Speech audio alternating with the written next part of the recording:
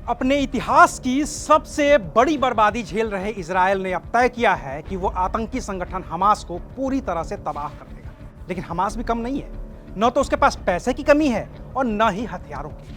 कट्टर इस्लामिक मुल्कों जैसे ईरान और लेबनान से हर तरह की मदद पाकर ताकतवर हुए हमास को अब भारत से भी पैसे भेजे गए हैं। चौंकिए मत, ये सच है कि भारत से पैसे हमास को गए हैं और वो भी 4 करोड़ रुपए।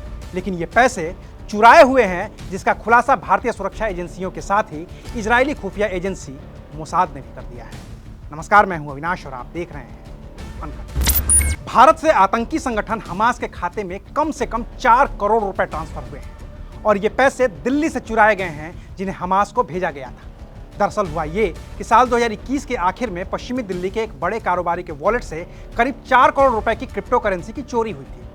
इस मामले की जांच दिल्ली पुलिस की स्पेशल सेल कर रही थी। जांच के दौरान दिल्ली पुलिस ने पता लगा लिया था कि चोरी के बाद क्रिप्टो किस वॉलेट आईडी में ट्रांसफर किए गए थे, लेकिन उसके बाद वो पैसे कहां गए, किसको ट्रांसफर किए गए, दिल्ली पुलिस इस बात का पता नहीं लगा पा रही थी। इसी दौरान इजरायल की खुफिया एजेंसी मोसाद भारतीय खुफिया एजेंसियों के साथ रूटीन बातचीत कर रही थी। इस दौरान मोसाद ने आतंकी फंडिंग के लिए आतंकवादी समूहों की ओर से संचालित कुछ संदिग्ध क्रिप्टो वॉलेट के बारे में जानकारी दी थी। इनमें से कई ऐसे वॉलेट थे जो फिलिस्तीन की गाजा पट्टी पर कब्जा कर बैठे आतंकी संगठन हमास के कस्साम ब्रिगेड से संचालित किए जा रहे हैं। इन सभी वॉलेट को इजरायल के राष्ट्रीय ब्यूरो ने जब्त भी कर लिया था और इसके बाद ही भारत को पूरी जानकारी दी थी।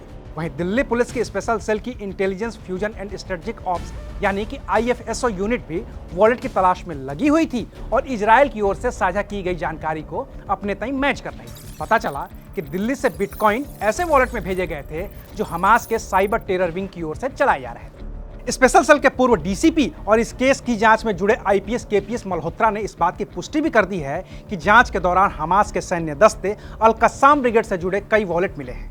जब्त किए गए इन वॉलेट में एक गाजा में नसीर इब्राहिम अब्दुल्ला और गीजा में अहमद मरजूक, फलस्तीन के रमल्ला में अहमद QH सफ़ी जैसे हमास के गुर्गों का भी था। भारत में ये पहला मामला है जिसका सीधा कनेक्शन हमास से निकला है, लेकिन अब ये सारे खाते फ्रीज हो गए हैं।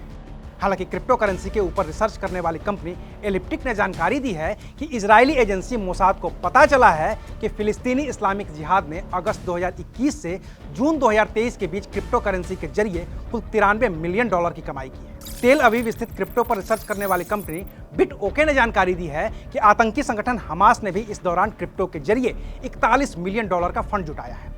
इस रिपोर्ट में यह भी पता चला है कि साल 2019 से हमास क्रिप्टो में पैसे लगाकर इजराइल पर हमले करने के लिए फंड जुटा रहा था। बाकी तो अमेरिका ने हमास, फिलिस्तीनी इस्लामिक जिहाद और उसके सहयोगी लेबनानी हिजबुल्लाह को पहले से ही आतंकी संगठन घोषित कर रखा है। ऐसे में ये समूह सीधे तौर पर कहीं भी निवेश करके फंडिंग नहीं हासिल कर सकते थे, लिहाजा इन्होंने पैसे इकट्ठे करने के लिए क्रिप्टो का रास्ता अपनाया था। लेकिन अब इजरायल ने भी अपने यहाँ इतनी सख्ती कर दी है कि हमास कम से कम क्रिप्टो के जरिए दूसरे किसी देश से पैसे हासिल नहीं कर सकता है।